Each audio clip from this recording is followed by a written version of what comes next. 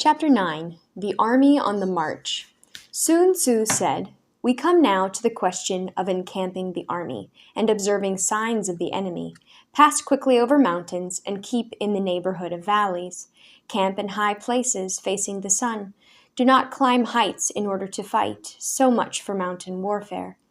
After crossing a river, you should get far away from it. When an invading force crosses a river on its onward march, do not advance to meet it in midstream. It will be best to let half the army get across and then deliver your attack. If you are anxious to fight, you should not go to meet the invader near a river which he has to cross. Moor your craft higher up than the enemy and facing the sun. Do not move upstream to meet the enemy. So much for river warfare.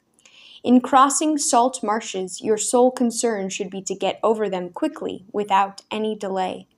If forced to fight in a salt marsh, you should have water and grass near you, and get your back to a clump of trees. So much for operations in salt marshes. In dry, level country, take up an easily accessible position with rising ground to your right and on your rear, so that the danger may be in front, and safely lie behind. So much for campaigning in flat country. These are the 4 useful branches of military knowledge which enabled the Yellow Emperor to vanquish 4 several sovereigns. All armies prefer high ground to low, and sunny places to dark. If you are careful of your men, and camp on hard ground, the army will be free from disease of every kind, and this will spell victory.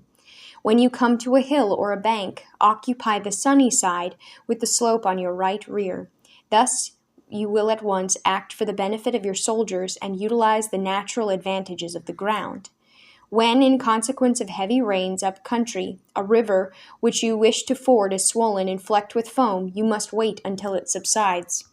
Country in which there are precipitous cliffs with torrents running between, deep natural hollows, confined places, tangled thickets, quagmires, and crevices, should be left with all possible speed and not approached. While we keep away from such places, we should get the enemy to approach them. While we face them, we should let the enemy have them on his rear. If in the neighborhood of your camp there should be any hilly country, ponds surrounded by aquatic grass, hollow basins filled with reeds, or woods with thick undergrowth, they must be carefully routed out and searched, for these are places where men in ambush or insidious spies are likely to be lurking. When the enemy is close at hand and remains quiet, he is relying on the natural strength of his position. When he keeps aloof and tries to provoke a battle, he is anxious for the other side to advance. If his place of encampment is easy of access, he is tendering a bait. Movement amongst the trees of a forest shows that the enemy is advancing. The appearance of a number of screens in the midst of thick grass means that the enemy wants to make us suspicious. The rising of birds in their flight is the sign of an ambuscade.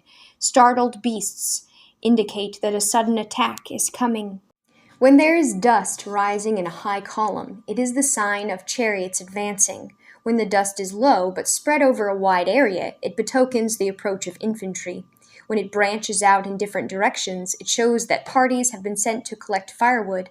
A few clouds of dust moving to and fro signify that the army is encamping. Humble words and increased preparations are signs that the enemy is about to advance. Violent language and driving forward as if to the attack are signs that he will retreat.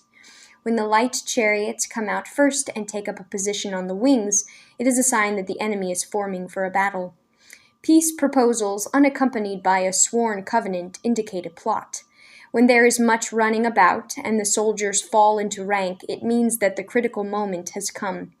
When some are seen advancing and some retreating, it is a lure. When the soldiers stand leaning on their spears, they are faint from want of food. If those who are sent to draw water begin by drinking themselves, the army is suffering from thirst. If the enemy sees an advantage to be gained and makes no effort to secure it, the soldiers are exhausted. If birds gather on any spot, it is unoccupied. Clamor by night betokens nervousness. If there is disturbance in the camp, the general's authority is weak. If the banners and flags are shifted about, sedition is afoot. If the officers are angry, it means the men are weary. When an army feeds its horses with grain and kills its cattle for food, and when the men do not hang their cooking pots over the campfires, showing that they will not return to their tents, you may know that they are determined to fight to the death. The sight of men whispering together in small knots or speaking in subdued tones points to disaffection amongst the rank and file. Too frequent rewards signify that the enemy is at the end of his resources. Too many punishments betray a condition of dire distress. To begin by bluster, but afterwards to take fright at the enemy's numbers, shows a supreme lack of intelligence. When envoys are sent with compliments in their mouths, it is a sign that the enemy wishes for a truce. If the enemy's troops march up angrily and remain facing ours for a long time without either joining battle or taking themselves off again, the situation is one that demands great vigilance and circumspection. If our troops are no more in number than the enemy, that is amply sufficient. It only means that no direct attack can be made. What we can do is simply to concentrate all our available strength, keep a close watch on the enemy, and obtain reinforcements. He who exercises no forethought, but makes light of his opponents, is sure to be captured by them. If soldiers are punished before they have grown attached to you, they will not prove submissive, and unless submissive, they will be practically useless. If, when the soldiers have become attached to you, punishments are not enforced, they will still be useless.